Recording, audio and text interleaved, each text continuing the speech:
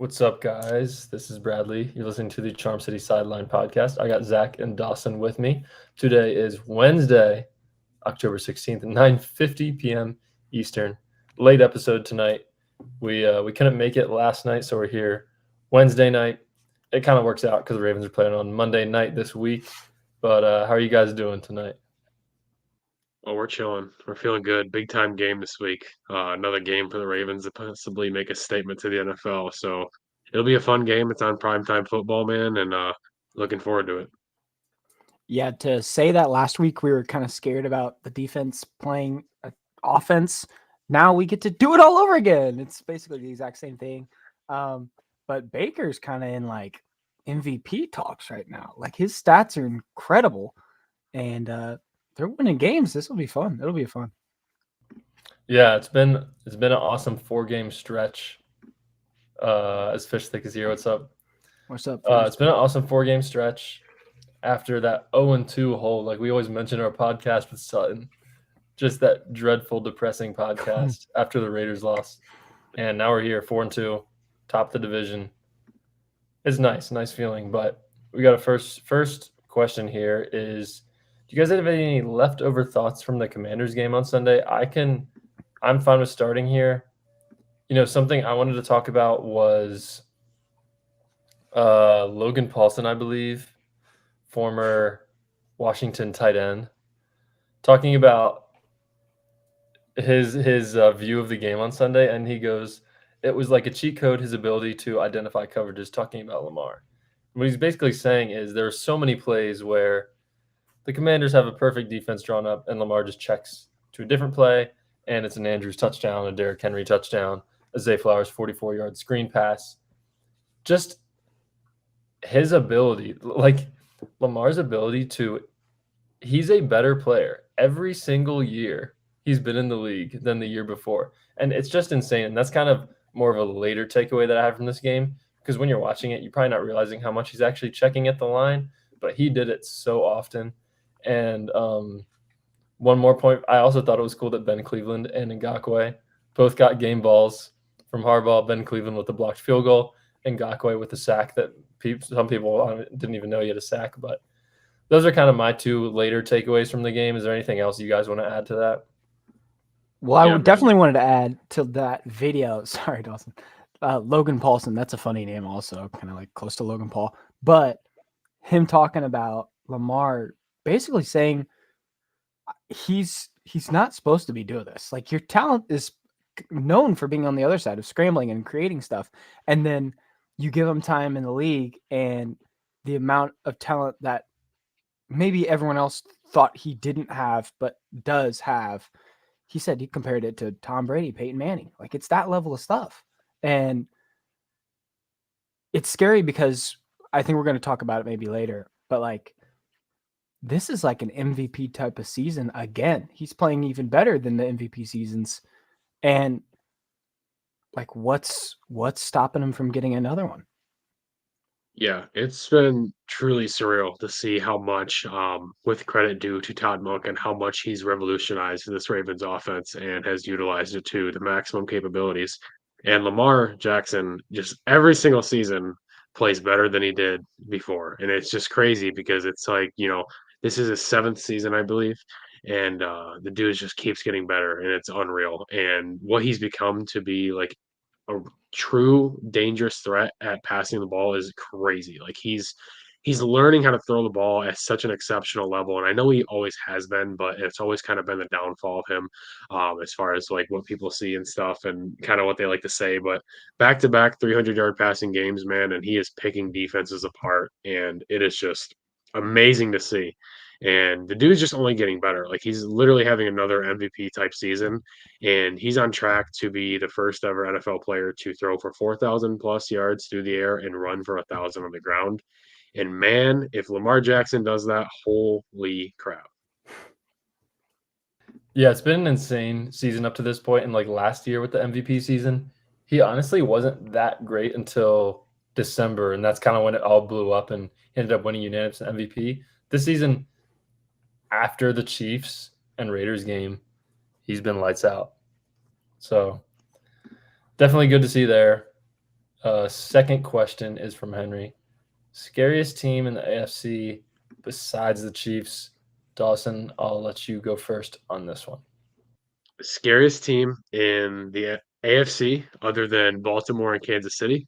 Um, I know we put a beating down on them, man, but I'm sticking to Buffalo. I think Buffalo's a really scary team, especially when them bringing in Murray Cooper, just yesterday, less than 24 hours ago, just 24 hours ago, and they bring in a true threat at the wide receiver position for Josh Allen, and we've seen what they've done with Stephon Diggs at wide receiver, and they lost him, of course, and this season Josh Allen has had his struggles, and the whole Bills offense in total has had its struggles, but if you're going to ask me what team I don't want to see in January football, it's probably the Buffalo Bills in the AFC. And I know there's other teams that are, playing good and doing their thing, but I think Josh Allen, man, is going to be a lot better this season now moving forward with an actual threat at wide receiver. Not to mention when they can finally get healthy too, because I know they are battling a ton of injuries right now. They get those guys back, man, and Josh Allen is an absolute playmaker. And like I said, I know the Ravens put a beat down on them just a handful of weeks ago, but you know, stuff like that happens. We can meet them again in the playoffs, man. It can be a completely different story. So, I mean, to be honest with you, right now, there's not really a team that immediately fears me, makes me fearful of playing them. But if I have to give you an answer, man, it's probably the Buffalo Bills. I really don't mind the Bills pick. I personally wouldn't even choose the Chiefs, to be honest, guys. I picked the Texans. I'm really scared of them. I think the Chiefs right now are playing bad football and they're winning games. But to the Ravens, I think they're the scariest team because they match up so perfectly for us on defense. I think the Texans are the scariest team. I think their defense is playing very good football, and then all their weapons are fine. I think Nico Collins is hurt, but they'll be fine. They got studs everywhere. I feel like everything on their offense is not necessarily clicking right now, but it's getting there. Everything's still moving in the right direction, and they're beating pretty good teams. They beat the Bills just like us. They didn't whoop them, but they beat them in a game that was kind of ugly the entire time, and then they came out with it. I think the ability for Stroud to get into the playoffs with veteran guys that he has now and much more talent is scarier to me because I think that's such a good matchup for the Ravens. I'm excited to see that later in the year. I think that's going to be a perfect test, kind of to show us what we're going to be made of in the playoffs. But yeah, as of just now, even though the Chiefs are 5-0, they're not glaringly the most scariest team to me. I think only because they really smacked us in the mouth week 1 is the only reason we give them that credit. But I don't know. I think I stick with the Texans here. It's an interesting point that you bring up, the Chiefs not even being the team you're most scared of, because I felt that way last year in the playoffs. I was rooting for the Chiefs to beat the Bills because I wanted to play the Chiefs instead of the Bills. And if I could go back and change that, I obviously would. It's just Patrick Mahomes and Andy Reid and the fact that it's like they're just inevitable. And I think we can all agree that we played terrible in that AFC Championship game.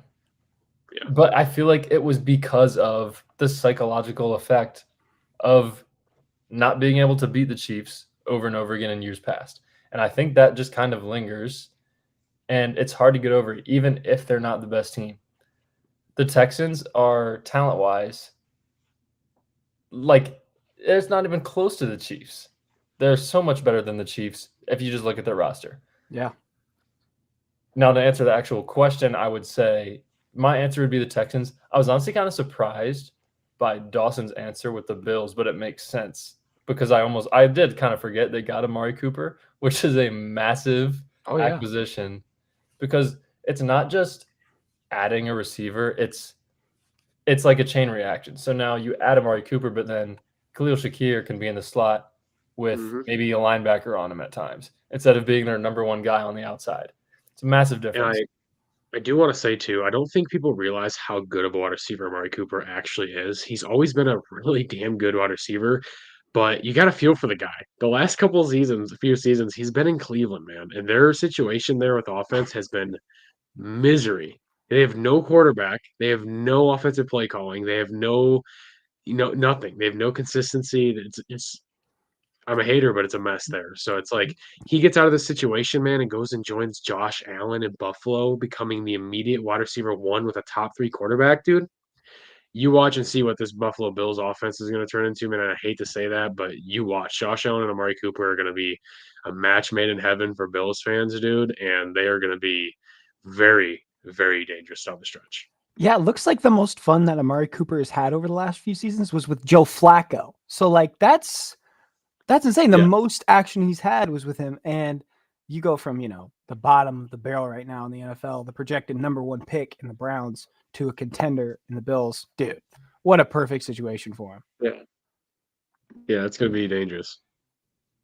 Yeah, you guys make good points there. And sort of what I would say about this right now is the fact that, like, I would probably rather play the Bills right now than the Texans. But in January, I'd probably rather play the Texans Wow. than the Bills. And it's kind of just what Dawson said. Like, maybe the game's in Buffalo and it's Josh Allen and Amari Cooper, and the Texans still just don't have as much playoff experience. But I don't know. I'd say my final answer to the question would be the Texans. So That's a good point. Houston's a very good team, and they match up extremely well in a bad way against our defense. And I do not like that one bit. But at the end of the day, I think it all falls on the quarterback, and I am not discrediting CJ Stroud whatsoever because he was my preseason MVP pick, and he is an absolute dog. But in any dogfight, I'm going to pick Josh Allen over CJ Stroud. Let's just be honest here. And the fact that now that he has a serious wide receiver one, and he just makes things happen. He's much like Mahomes and much like Lamar. He just makes things happen when they shouldn't, and extends plays, extends winning drives, scores. Like he's just a fantastic quarterback, dude, and he carries that team. He's an MVP candidate. I'm not a huge Josh Allen guy, but he's an MVP candidate. He's a top 3 quarterback, and he's great. So I would be very fearful of playing them, especially God forbid we had to go to Buffalo to play a game. We all know how that went the last time. That was a long time ago. Put that in the rearview mirror, but Texans and Bills for sure is my pick. I do agree with how Zach said the Chiefs are probably not even my most feared team, to be honest with you. I don't like saying that because it's still the Chiefs, but they're definitely not like the lone juggernaut atop the list that I'm fearful of playing. I would say the Chiefs are definitely still head and heels above everyone else for me in terms of who I'm scared of. Just because of last year and the fact that we're 1-5 against them in the Mahomes era. But Yeah. We'll move on to the next question. This one is from Colin Co. If we did bring in a free agent wide receiver or traded for one, who do you guys think is the best fit, Zach? I've heard D-Hop's name floated around a lot. I think he would be someone that's available. I'm not in love with that. I feel like that's kind of like a older guy that maybe we even have just for the rest of the year and it doesn't end up working out. I think someone on the Broncos right now, they're successful, but if they have a quick turnaround and lose a few, I could see them moving Courtland Sutton. I think that would be my top of the list guy.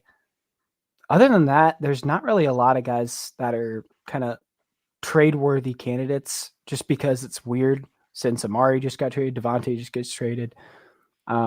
Free agent wise, like I've always liked Hunter Renfrow. He's always been like a sneaky good wide receiver. He had some off year, but those would kind of be my best fit guys.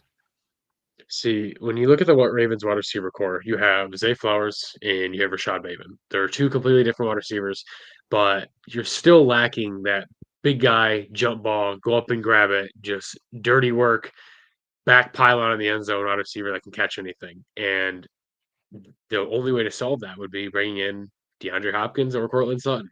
I think those are the only two realistic options that I would target if I were the Ravens. I don't think going after a guy like Deontay Johnson serves any purpose. As good as a route runner as Hunter Renfrow is as a free agent, I don't think he serves any valuable purpose to bring in. The only wide receiver I'm looking at, if you are trying to bring one in through a trade acquisition, would be DeAndre Hopkins or Courtland Sutton. Now, I know D Hop is a little bit older, and we've been calling for him for about, I think, 7 years now to become a Raven, much like Derrick Henry before he finally landed here, but that worked out clearly.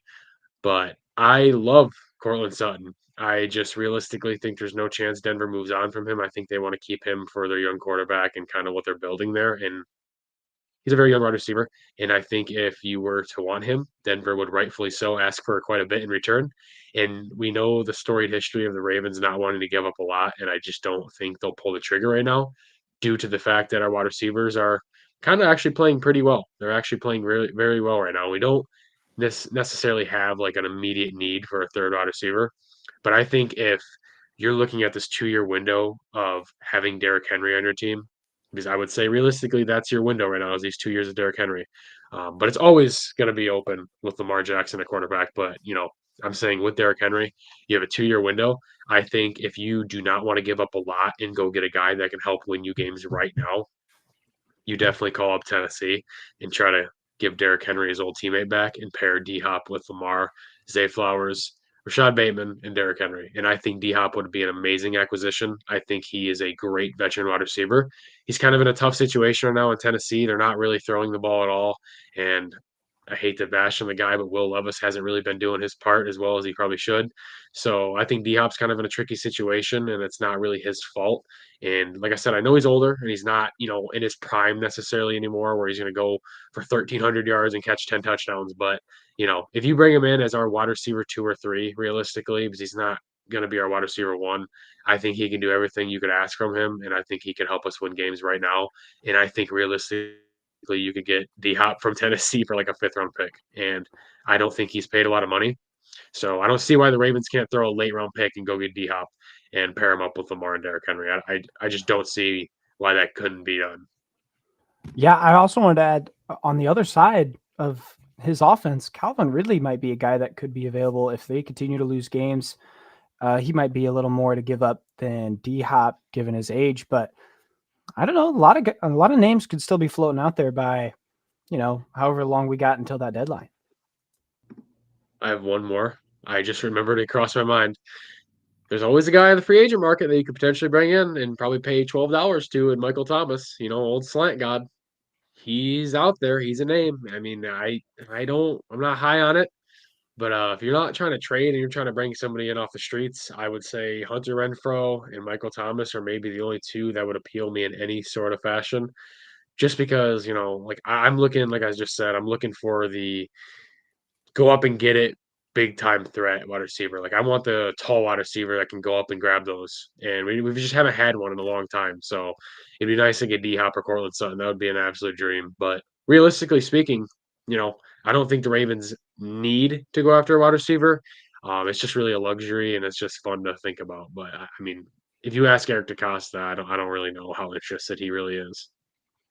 You guys bring up good points. And real quick, Dawson, when you mentioned Will Levis, that made me remember. I saw a post today of Derrick Henry. It was some crazy Derrick Henry stat comparison post, and it was saying Derrick Henry has more rush yards than Will Levis has passing yards.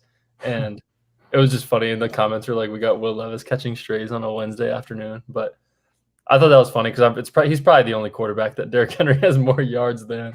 But anyway, in terms of the wide receiver conversation, we had a comment from Attitude. We good. Zay's becoming that superstar we knew he would become. Reminds him of AB. Definitely agree with that. And I agree with what you guys said about we don't need anyone.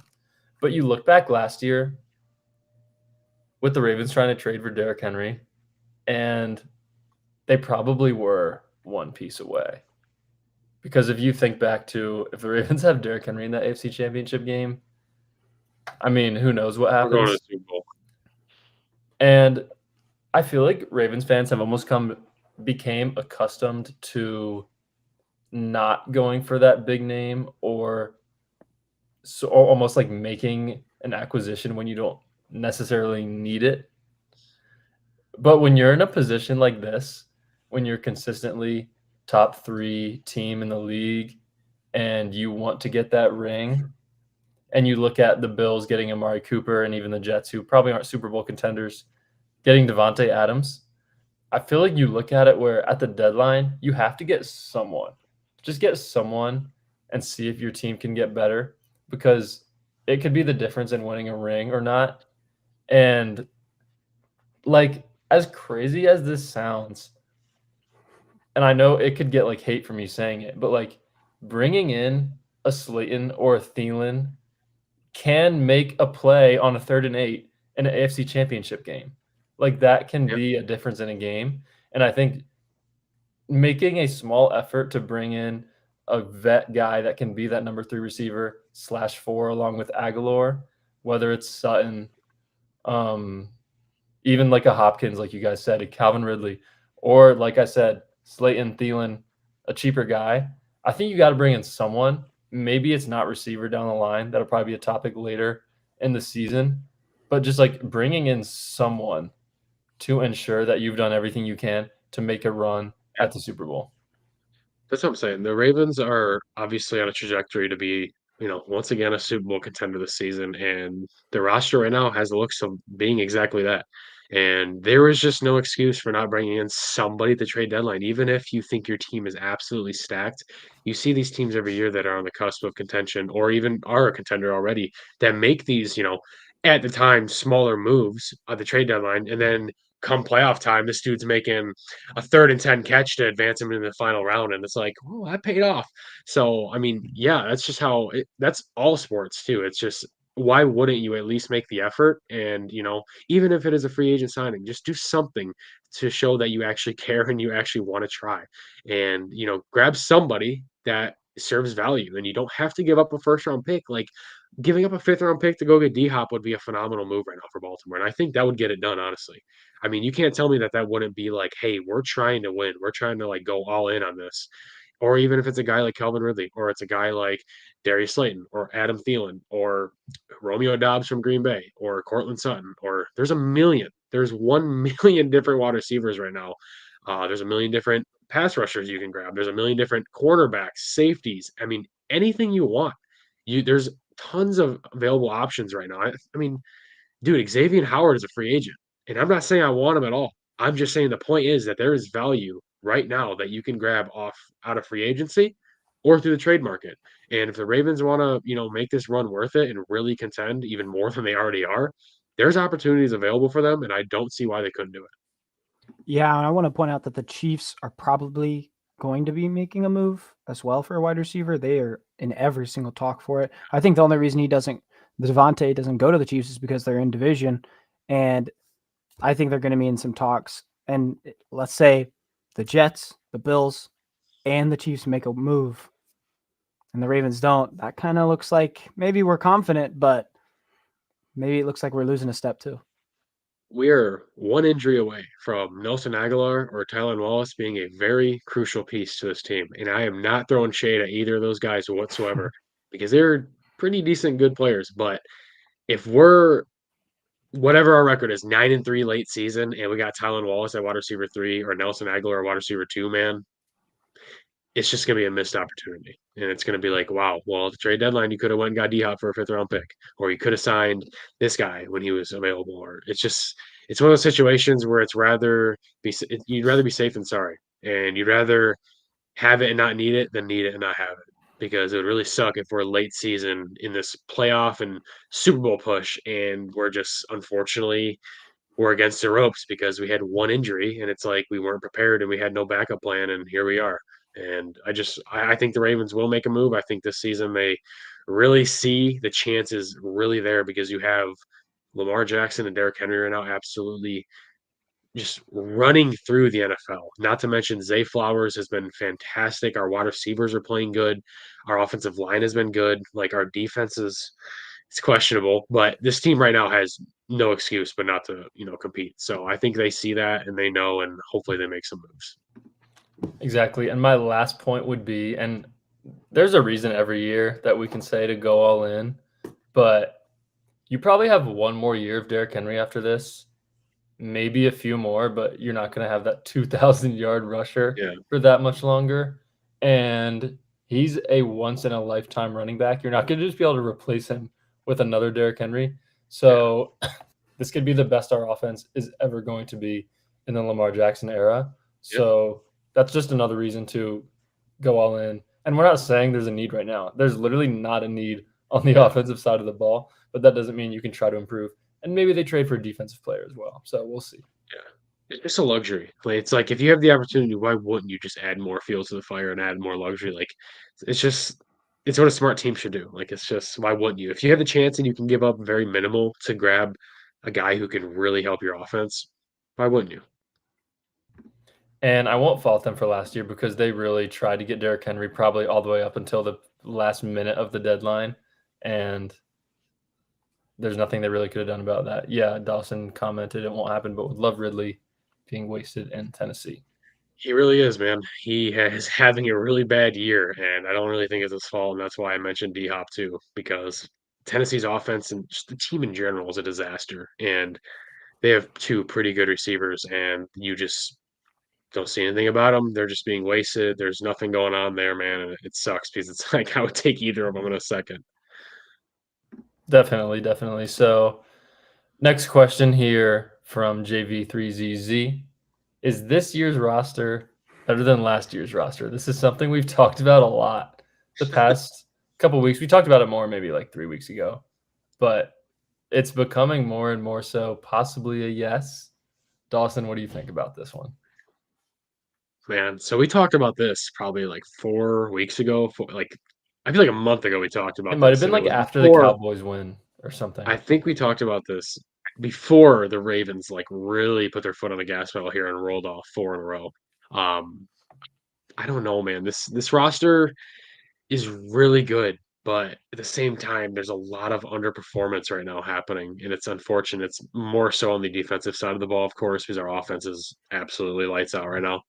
Um, it's hard to think about, and I hate sitting here glazing and being such a this guy, but I mean, Derrick Henry truly has like revolutionized this team. Like this team is like really good because of him specifically. And obviously there's other factors into it like Lamar Jackson and all of our other playmakers, but I mean, Derrick Henry is quite literally like carrying and running through teams right now, and that's why we're being so successful.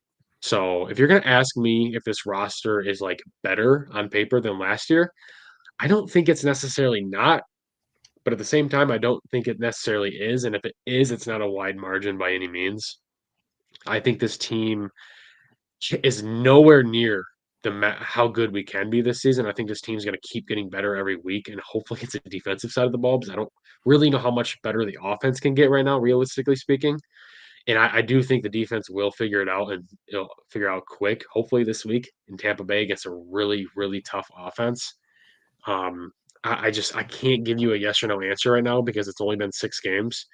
I would feel better speaking, come our bye week, which I think is like later in the year. We'd play like 13 games or something by then.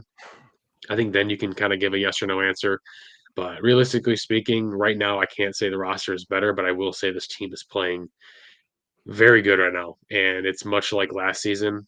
We were rolling through teams, good teams, very good teams. And right now, through the last 4 weeks, it feels a lot like last year around that Thanksgiving and Christmas time when the Ravens were just annihilating and just putting up so many points on offense. And the defense kind of had their backs against the wall last season, but it was much better than it is right now. So I can't give you a yes or no on that, but this team is playing great right now. So it is definitely trending in the right direction for sure. Yeah, I kind of feel the same way. I think the most obvious points would be last year's defense, this year's offense, and this is just through 6 weeks too. Like we're also kind of shooting the gun a little quick, but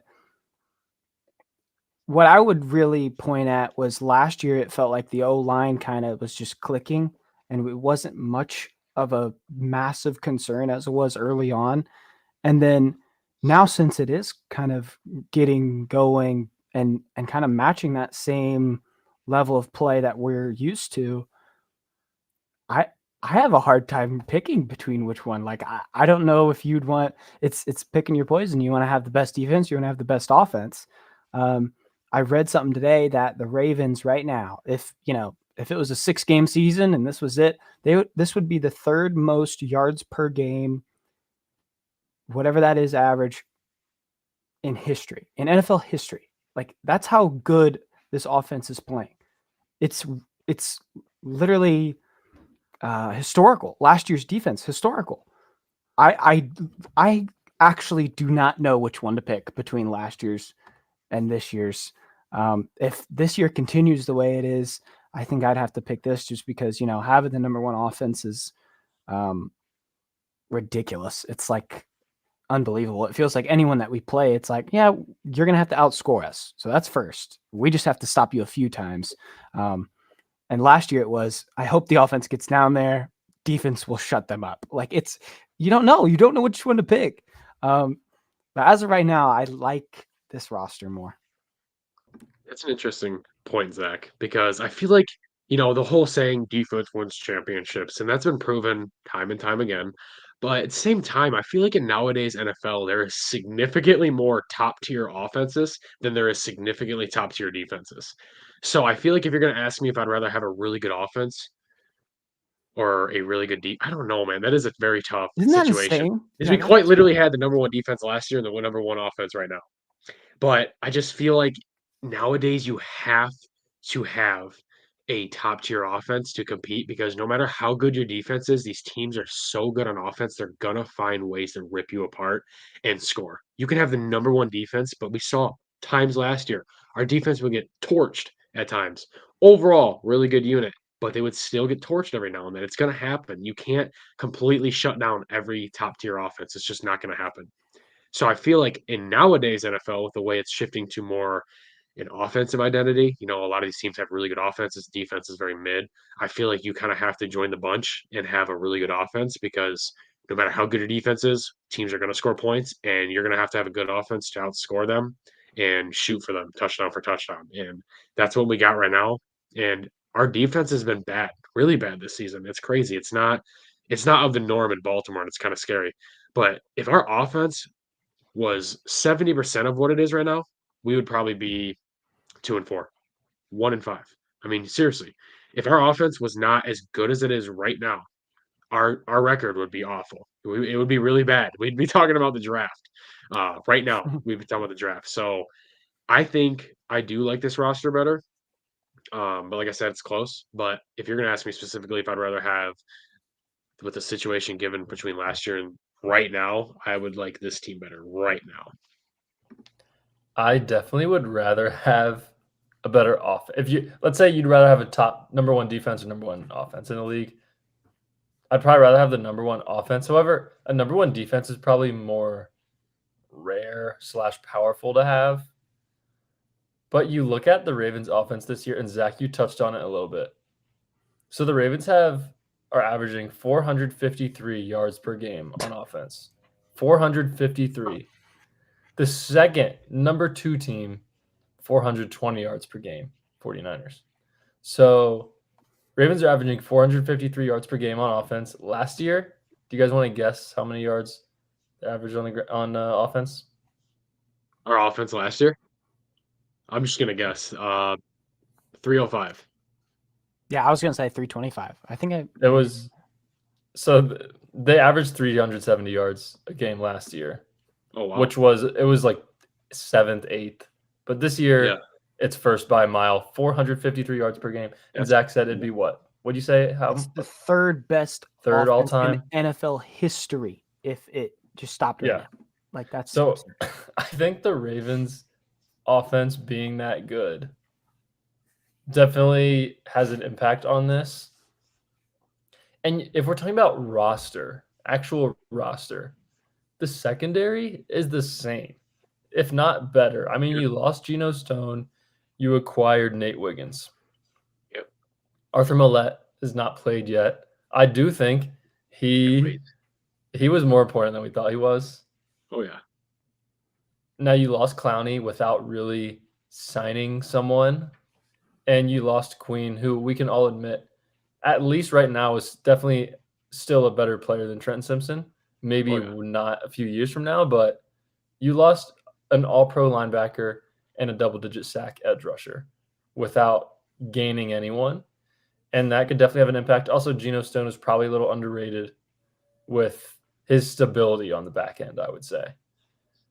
Now, losing all those 3 guys definitely has an impact. However, on the offensive side of the ball, Derrick Henry, Zay Flowers, second year, Bateman being healthy, I think I would say maybe this roster isn't technically better than last year, but the potential is higher. And I think the Super Bowl probability of having a top offense versus a top defense, Dawson touched on it. Defense wins championships used to be this popular saying. It's kind of the opposite now. I would say offense wins championships. I mean, last year Ravens had one of the. I'm not going to say it was like one of the best defenses of all time, but it was like probably a top 20, top 30 defense of all time in NFL history. And look where it got them. Didn't even make the Super Bowl. So I'd say offense definitely matters more in today's day and age. For sure. You have to have an offense that can go tit for tat with these other offenses that are scoring 30 points a game. Like, you can have a great defense, but if your offense can't score points, you're screwed. Like, you can have the number one defense hold a team. Listen, AFC Championship's a perfect example. We held the Chiefs. If you would have told me weeks, months, leading up to the AFC Championship game, if we held the Kansas City Chiefs to 17 points at home in the AFC Championship that we would lose, I would have called you crazy. Or even We if you scored 10 points. We scored 10 points. If you hold the Kansas City to 17 in your own stadium for the AFC Championship with a trip to go to the Super Bowl, you should win that game. That is great defense. Our offense was non-existent in that game, and we didn't win. It's just, I think offense is way more important this day and age in the NFL, and obviously defense is important. I'm not saying it's not. It obviously is. But if you have a stellar offense, man, that can just score, score, score. We've seen it the last 4 weeks. These teams are carving up our defense, man, and we're out shooting them. Bengals, dude. Joe Burrow had 5 touchdown passes, threw for 500 yards, and had his way the whole game. We ended up winning. Like, in what world does that happen? Our offense is so good that they will literally score at ease whenever they need to. It's amazing right now, dude, and it's everything we need. Yeah, during the Bengals game, during our group chat with all the Ravens pages on Instagram, everyone was going crazy like, "Oh, we're going to lose, we're going to lose." And it was the same thing in the Bills game and the Commanders game, mainly in the Commanders game actually. When they're coming back a little bit, everyone's like, "Oh, we're going to lose." I said they're not going to stop us. We're just going to keep scoring and they're not going to be able to take the lead. Like, we talked about this, how Colts Monday night 2021 is like the most confident we've ever been in an offense in a game before. Yeah. I'm feeling like that almost every game now, where I'm like, if we have a 10-point lead, we're not losing because they can't stop us. We're just going to continue to keep putting points on the board. And it's just that having that in the back of your mind has been awesome. But yeah, you literally have 2 of the best players in the sport right now playing absolutely amazing football. I mean, Derrick Henry's 30 years old, dude, on trajectory to have the greatest season of his career. That doesn't even make sense. That doesn't even make sense. There was people realistically probably joking, but people were saying that he's potentially washed when Baltimore acquired him. Dude, good luck. He's proven that wrong every single game, pretty much. I mean, it's been an absolute gauntlet. He's playing great. And Devin brings up a good point here. Would you rather Rosengarten or Moses at right tackle? 4 weeks ago, we all would say Morgan Moses easily, but Rosengarten has been playing lights out recently. Yeah. He has been playing good football. The whole offensive line has. I mean, they moved McCary to left guard, and he's been a rock at left guard. And Falele started to figure it out at right guard, which there's still learning curves. We knew that. But if you're asking me from week 1 and 2, the performance of the offensive line, and then the following 4 games against really good teams, good defensive fronts, man, they have been night and day, way better. And it's just been it's been a huge difference, and that's obviously a huge part of why the offense is finding so much success right now on the ground and through the air, because the offensive line, man, has stepped up big time. They've been really good. Definitely. Anyone have anything else to add on that topic of conversation? I think we covered it well. Okay, so next question from Carlos Duran 05. We'll start with Zach here. Can we get the number 1 seed? We absolutely can. As I'm pulling up, I'm trying to find the freaking like actual order of the conference right now. I can't find playoff it. Picture. Yeah. But I mean, Bills are up there. Chiefs are number 1. We're really counting on a few bullcrap Chiefs losses and 3rd. Okay. Yeah, we're 3rd I know. So I'll just run it by. Chiefs are at 1 with 5-0. Texans are 2 at 5-1. Baltimore's 4-2 at 3. Bills are at 4 with 4-2, and then the wild card is Pittsburgh, the Chargers, and the Colts. 4-2, 3-2, and 3-3.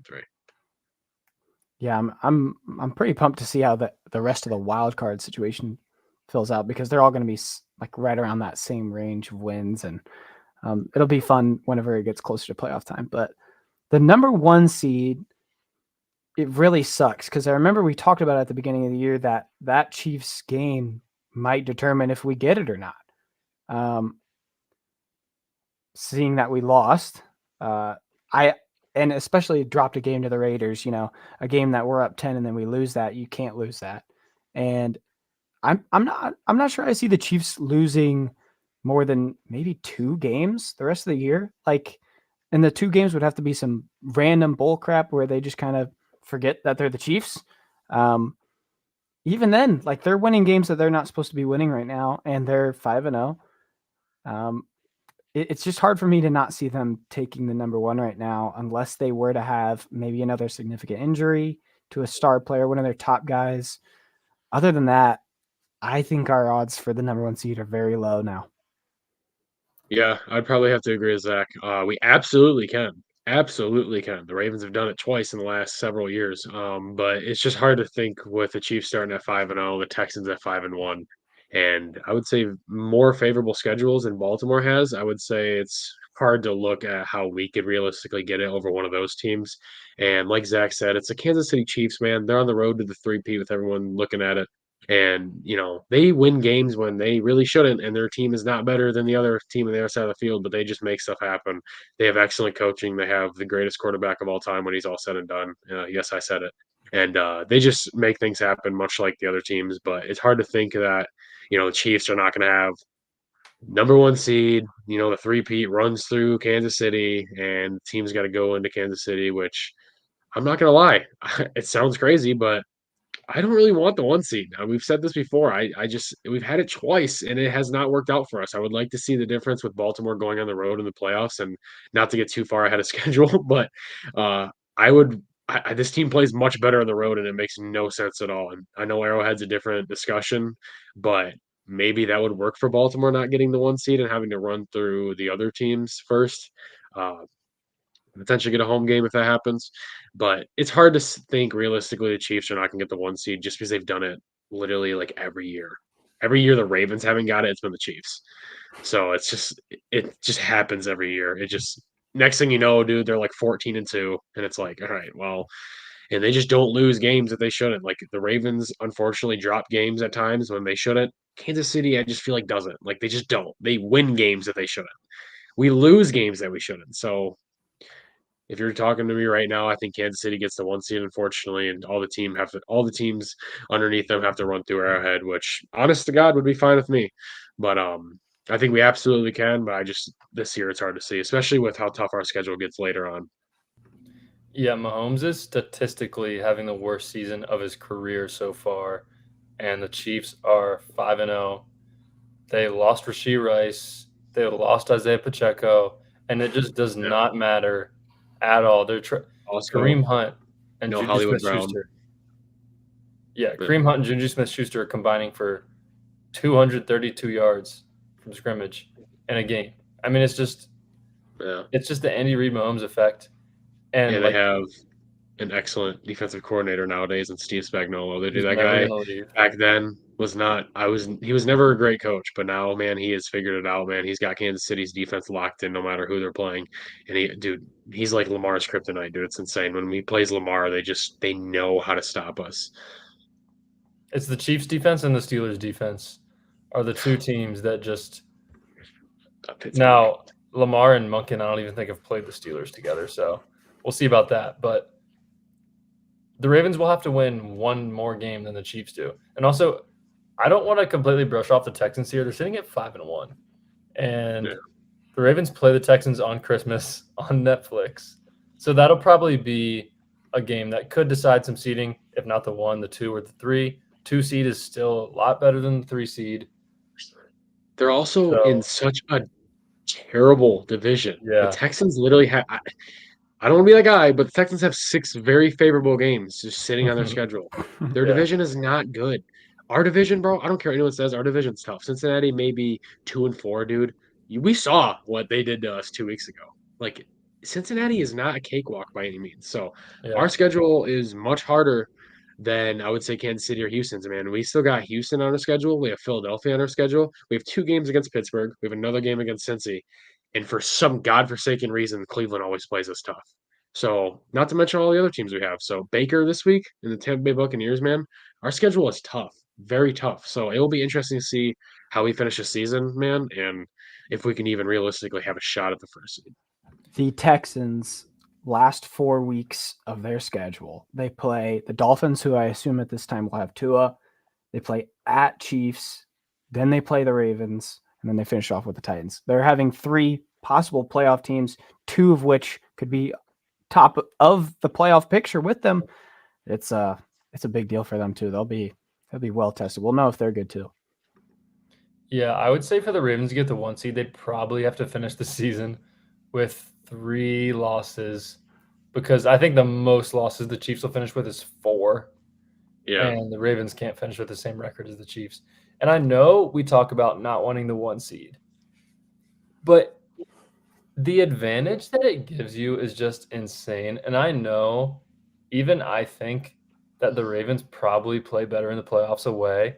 And there's not exactly a reason behind it, but it might just be true. However, with the 1 seed, first of all, you don't have to play a wild card game, which you can easily get upset in a wild card game. It happens.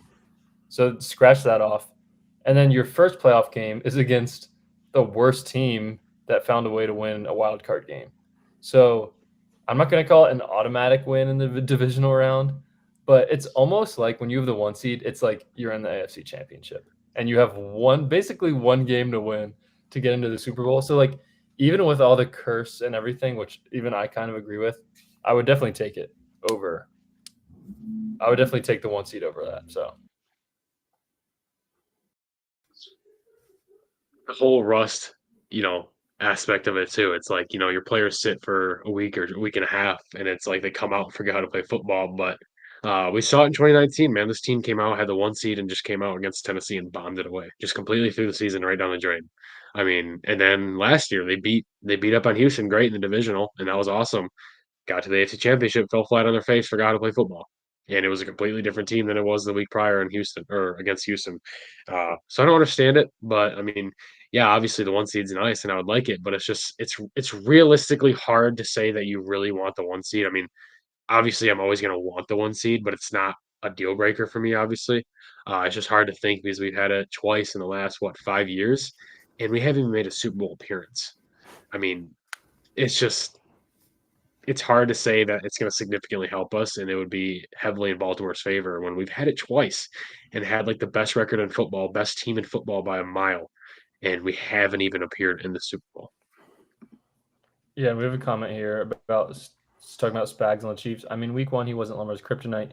Even Lamar said they know it's kryptonite. Lamar grew up, and he said that back then just to say, yeah. I mean, it's definitely true, but at the same time, why did I just mute myself? The Chiefs game was probably Lamar's worst game of the season so far.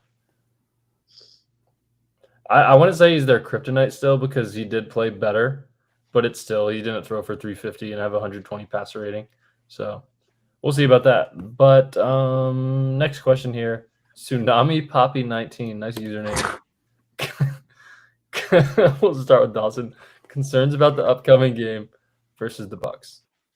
I mean, there's only one concern I have. It's Baker Mayfield, an absolute gunslinger against our very vulnerable defense with a ton of weapons at his disposal. I mean, they have tons of weapons. That offense is absolutely rolling, much like Baltimore's right now. And it is 2 offensive heavy teams going tit for tat down in Tampa on Monday night. And it's going to be an absolutely great game. Take the over. It's going to be a shootout, dude. It's going to be like Cincinnati. It's going to be 2 defenses just getting absolutely worked all night long. And that's my concern, man. It's this defense. I'm not concerned about this offense against their defense because this offense has proven time and time again. Lamar's 22-1 against the NFC now, right? It's on primetime football. It's in his home state.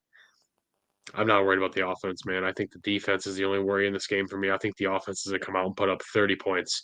But it's if the defense can allow less than 30 points. So we'll see with that. But I mean, that is easily, I hope, all of our 3 concerns. It's just this secondary against a really, really strong passing unit in Tampa, man, and their run game's not awful either.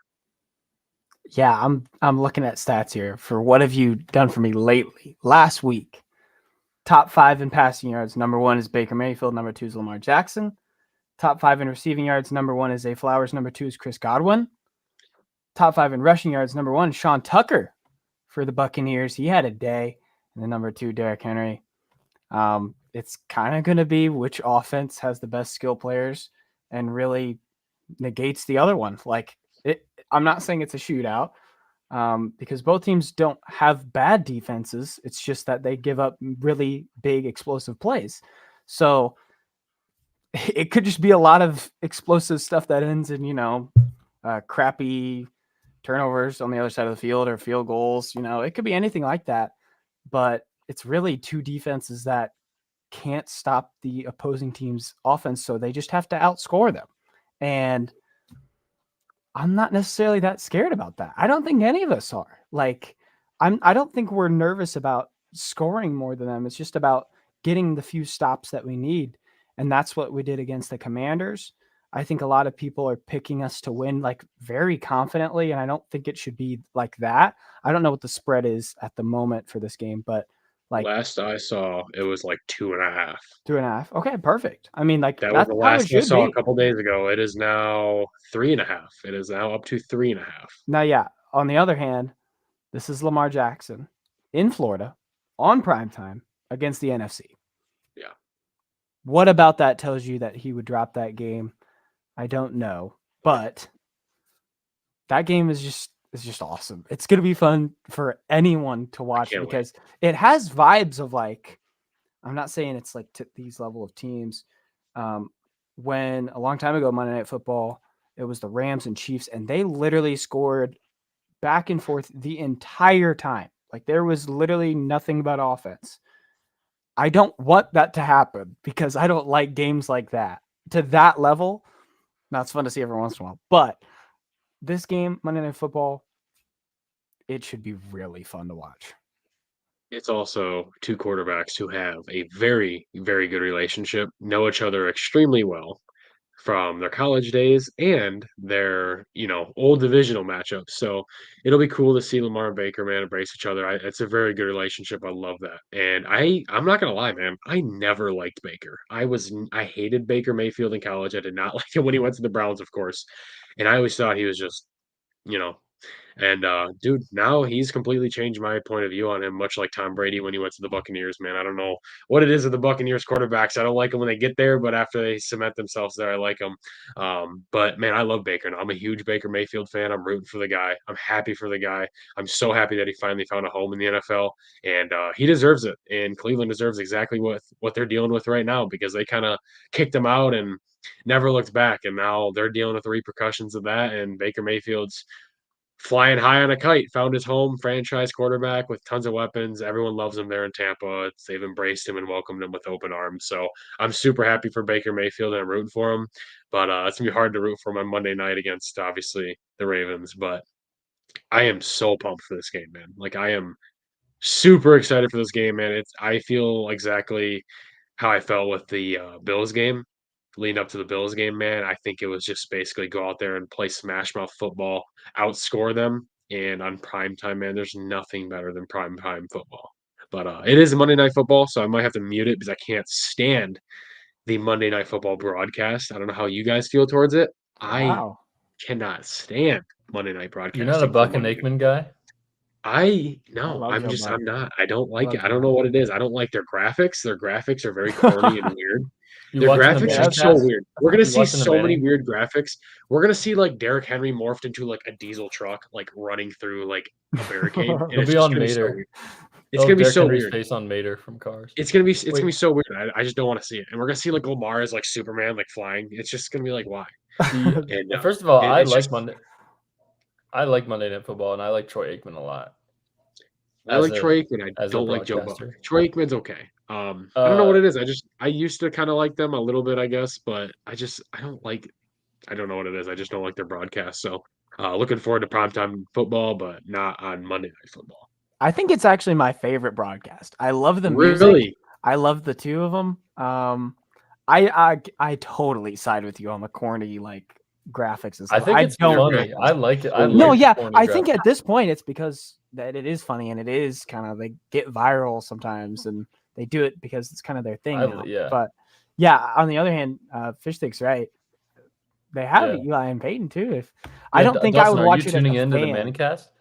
See, dude, I might have to. I'm not gonna lie. My I don't know what it take- is, dude. I know everybody loves Joe Buck and Troy Aikman, bro, but like over the last couple of seasons, they've just lost me. Like I've lost hope in them. Not hope, that sounds weird to say. I lost interest in their broadcast. And I'm a weirdo, dude. People are gonna hate on me for this because he's not liked, but my favorite broadcast is Sunday Night Football with Mike Tirico and Chris Collinsworth. And Collinsworth, I will say Collinsworth is very annoying. I'm not the biggest fan of him, but I absolutely love Mike Tirico. I think he is a fantastic at his job, and he makes the game so entertaining. He is my favorite. They're my favorite broadcast. Kevin Harlan as well. Shout out CBS. For some reason, whenever Kevin Harlan calls our games, Lamar has the greatest play of all time. So shout out to him, and I forget his broadcast partner, but Trent Green. they're awesome. I love them too. His voice is iconic. I love it. But yeah, Monday Night Football, man, I'm pumped. It's gonna be a super good game, and what better game to have than Monday Night Football? 4-2 teams fighting for just bragging rights and everything else. It's gonna be great. Not to mention, there's 2 games on Monday night, so I think we're the first one. I think there's a later Yeah, game, and like the an other hour and a one's half after us. 9 p.m. on ESPN Plus. Holy only. crap! You, What? the Chargers and Cardinals, ew. I didn't know there So- was another game. What? Yeah. I had no idea. My there's my take on the broadcasting situation. I agree with Dawson. Sunday Night Football is the best one, and I love Chris Collinsworth. Chris What? Collinsworth might be my favorite announcer. of I- all time. What? No. I do God, too. no. I What? like Chris Collinsworth, bro, but like he gets a little too biased at times. He gets a Oh my little God. too. Chris little Collinsworth too is my least favorite. It's one-sided. not close. So I'll say this. Oh, here's a guy. Like, My reason for Not liking close. Chris Collinsworth might be a similar reason to millennials thinking Mike Vick is a better quarterback than Lamar Jackson. I think there's a bit of a nostalgia factor there. Now, I've been watching Chris Collinsworth since I was 4 years old, yeah. and I'm still watching him. And I think that has a little bit to do with it. But he's such a wholesome guy. And Yeah, like he does yes. provide good insight. He might be a little too positive sometimes, but I'd say like Collinsworth, Aikman are probably the 2 guys that provide the best insight in between plays, explaining what happened in a play to the average viewer. Now, I also was a huge fan of Tony Romo up until I recently. know that's my He's guy. I love Tony Romo. I loved him as I love his broadcast, but recently, man, I'm getting annoyed. It's a little too much. He's very annoying. And he yaps a lot. And I don't know. I lost him with our game last week, man. We had him on the call and he's good. He's very good at his job, but I feel like him and Jim Nantz don't really have good chemistry. I don't know. I feel like there's some weird underlying like relationship there. I don't know. Maybe I'm weird. But Sunday Night Football is by far my favorite broadcast. By far. Thursday night's kind of weird. Their panel on Thursday night is weird. And I'm not talking about who calls the games, but their actual Thursday night panel with like Richard Sherman, Tony Gonzalez, and Andrew Whitworth, and like it's just why? It's just the most random panel of fun people group. ever. I just feel like Thursday night has been destined to fail from the start. Whenever it started, I don't know, 2014 or whatever, it's just never been a good game because they have Yeah. 3 days of rest and then they go play Yeah. a game. It's just not. Yeah. It's not a good setup. But I don't know. Sunday night, I love Sunday night. For sure. It's the best by far. The music is iconic. I know. And then when they tune into like the stadium view before the game, it's just great. It's Zach amazing. Your hates teams Sunday pop night. up. It's I like fantastic. Sunday night. I just don't like Collinsworth at all. I feel like if Yeah. Tirico had someone else, I'd be Is like, that why you all went to over it. the Sunday night game so you didn't have to watch the broadcast? Dude, yeah, that's why I went. That's number Yeah. one reason actually. That's amazing. Oh man. But I'm pumped for Monday night. We have one final question, and it was asking basically about an update on Keaton Mitchell from Chase Ray. And I just had a few notes here about it. So he tore his ACL December 17th, 2023. Torn ACL time is about 9 to 12 months. So now the 9-month period would be September 17th. And one day before that, on September 16th, Keaton Mitchell tweeted out that he hit 20 miles per hour. So That's great. if he hit 20 miles per hour a month ago, I mean, is this going to happen soon? Gotta be. I think so, dude. Harbaugh has been talking a lot about it, and he's been saying, it's Harbaugh, so take it with a grain of salt. He can say a player's fine, and then the next week he's on IR. But I mean, it's just the truth. But he's been optimistic about it, as he always is. And he said he's been on track, and everything is going well in his recovery, and it's kind of exactly where he needs to be. So, man, I think this could be like a couple weeks, maybe next week. I think all of a sudden we can get a notification that Keaton Mitchell is back in the practice field, activated. Like, dude, this could be really soon, man. But obviously, they don't have any reason to rush it. Like, if he's not 100%, then they're not going to activate him unless he's 100%. So, dude, I mean, I would be fine with it in 2 weeks, 3 weeks. I mean, whatever it takes for him to get healthy and get back up to speed, literally. But, yeah, man, dude, can you imagine when Keaton Mitchell comes back with this backfield and offense right now? I mean, late game, you're already dealing with Derrick Henry, who's just running through you and outrunning you.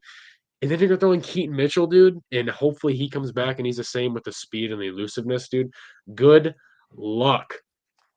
Yeah, like they don't need to be rushing it at all. I mean, Justice Hill's been as good of a number 2 running back in the league as there is, besides maybe like the Lions, I guess.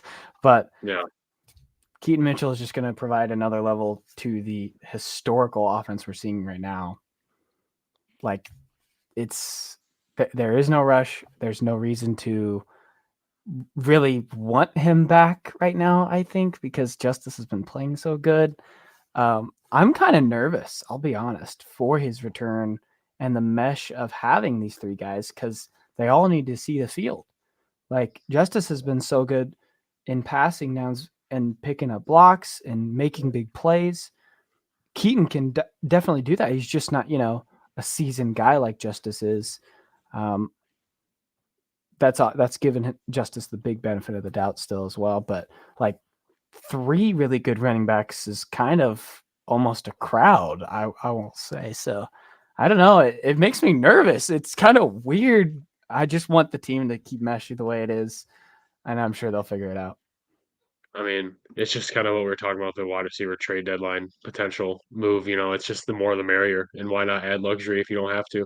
Or why wouldn't you, if you had the opportunity to do so? So I think his speed's going to be utilized heavily in late games, man. It's just you're going to see so many plays designed specifically for him to just outrun the defense like he did last season, man. And once he gets to the outside, dude, I mean, he would literally just run right past people down the sideline. Like the game against Seattle last year, the game against Cleveland, those touchdown runs were like both from the The 50-yard run line. against the Browns, I was I mean, like, how did he turn that they were corner? both like from the 40 or 50-yard line, dude. And it was just like a typical, like, just run. And he literally just ran right past the entire defense, like in a snap. And it's just like, oh my God, dude. Like, it obviously immediately caught the entire attention of the fan base. And it was like, this guy is legit and this guy is for real. So Yeah, I just hope that they go know ahead. not to rush it, of course. And he comes back, man, and he's the exact same. But like, I think it's incredible to have these 3 running backs because Derek is so, smash mouth, Hall of Fame level running back. And then Justice can play how he is with passing downs and basically being able to be like elusive and making moves, and he's quick like that. And then Keaton is like first step bullet. Like, it's such a perfect combination of 3 running backs. Golly, dude, it's going to be such a luxury to have. Yeah, and you know how you guys sometimes you can hear something on the TV and be like, "Oh, did I hear that right?" or whatever. I was watching Sunday Night Countdown, and I mentioned this on a podcast a few weeks ago. I was watching Sunday Night Countdown maybe 3 weeks ago, and I heard Adam Schefter just really quickly say, Keaton Mitchell, they expect him back early November. So that could definitely just be someone told him that, but the timeline's kind of adding up. So I would say maybe let's pull up the Ravens schedule real quick if we want to like make a prediction. I would say maybe like what do you guys maybe he's activated 2 weeks from today, something like that. And then maybe he's playing against the Bengals on Thursday night or Steelers on November 17th. Something like that. I hope he's activated for the Thursday night football game because I'm going to Baltimore this season for the Thursday night football game against the Bengals, and I'm so pumped. I cannot wait. All purple, purple helmets. Man, activate Keaton Mitchell and run that team out of town.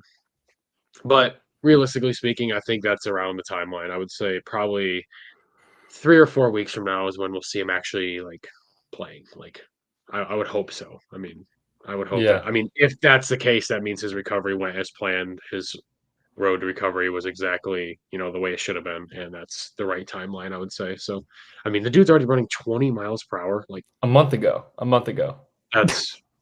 that's not even funny. Like that's gross. Like so, I would say he's very soon. And I've been seeing tweets and stuff. He's been on the field running and stuff, doing his Yeah. normal routine, like not fully practicing, of course, but he's Yeah. been doing his workouts and stuff like that. So, I mean, clearly it's going well, and he's very close. And I can't wait, man. It's gonna be awesome. If I had to put like a lottery ticket on it to win $1 million, I would probably predict his first game playing is Sunday, November 17th at Pittsburgh is probably what I would. I was going to Yes. say probably the game after the Thursday night because that gets them the extra Yeah. time. Extra 10 days. Yeah. Yeah, for sure. Any final And thoughts, like guys? for and like I tonight? said, Yeah, real you quick got to just one. add on that, like there's no immediate need for him to bring back. There's Yeah. literally no rush at all. Zero rush to bring him back. So if he wants the extra time, if he wants an extra week, why not give it to him? For sure. Any final thoughts tonight, guys, over any topic we talked about? No, I don't think so. I think we're looking pretty good. Yeah, I'll go over people in the chat tonight. Thanks for being here. Fish Stick, as always. Attitude, Devin, Charles, Avram. Thanks, guys, for being here. Kyler, all you guys. Casey, Dawson, as always. I always forget to say this, but if you're listening right now, watching right now, like the video, please. It helps us out a ton. Go rate us on Spotify if you'd like to. And yeah, subscribe if you haven't.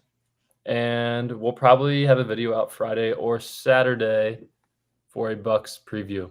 So we'll see you guys then. Thanks for hanging out with us for over an hour on this fine Wednesday night, 10:56 p.m. now. We got to get to bed. I'll see you guys later. Peace. Peace out, Flock.